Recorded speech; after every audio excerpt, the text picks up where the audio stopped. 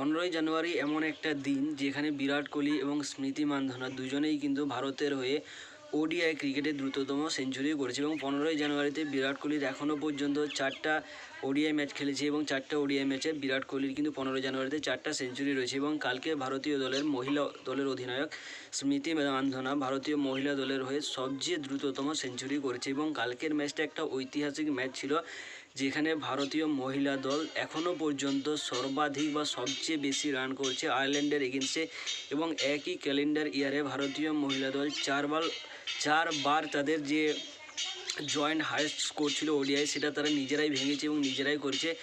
Last দুটো সিরিজে West Indies সিরিজে একবার ছিল এবং এই যে আয়ারল্যান্ডের সিরিজ রয়েছে সেখানে কিন্তু 3বার তারা নিজেদেরই রেকর্ড নিজেরাই ভেঙে দিচ্ছে এবং অসাধারণ কালকে ক্রিকেটের একটা প্রদর্শন আমরা দেখতে পেয়েছি।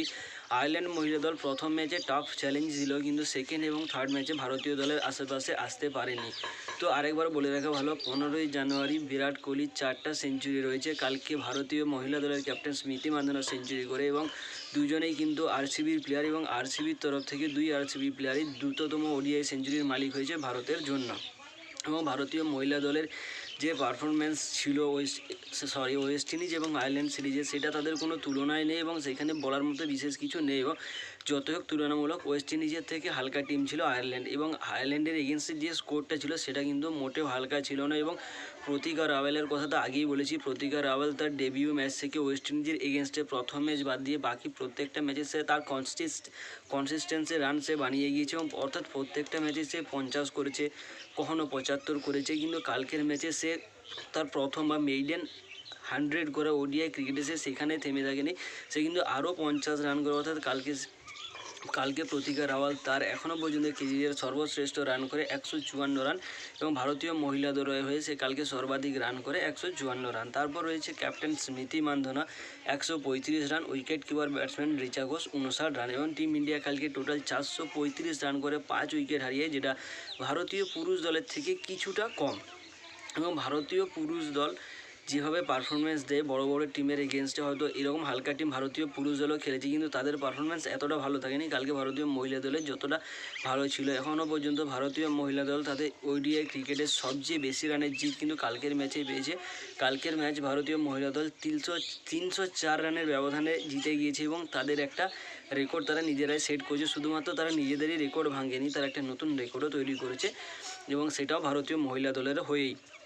অর্থাৎ ভারতীয় মহিলা দল নিজেদেরকে ইমপ্রুভমেন্ট করছে, নিজেরাই তাদের রেকর্ড ভাঙছে, আবার নিজেরাই কিন্তু নিজেদের রেকর্ড আবার ভেঙে নতুন করে গড়ছে। তো ভারতীয় মহিলা দলের কালকে টপ পারফরমেন্স শুধু ব্যাটেই থাকেনি, বল হাতেও এসেছিল।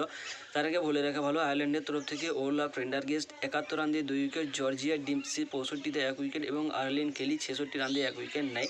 আয়ারল্যান্ডের টার্গেট ছিল 436 রান। আয়ারল্যান্ড এতটা রান করতে পারবে না, তার একটা আলাদা প্রেশার সেটা আগেই বোঝা গিয়েছিল, কিন্তু আয়ারল্যান্ড যে এতটাও কম রান করবে সেটা আশা করা থাকেনি। আয়ারল্যান্ড কালকে 31.4 ওভার খেলে 131 রানে করে 10 উইকেট হারিয়ে, যেখানে তাদের দুটো রান আউট ছিল।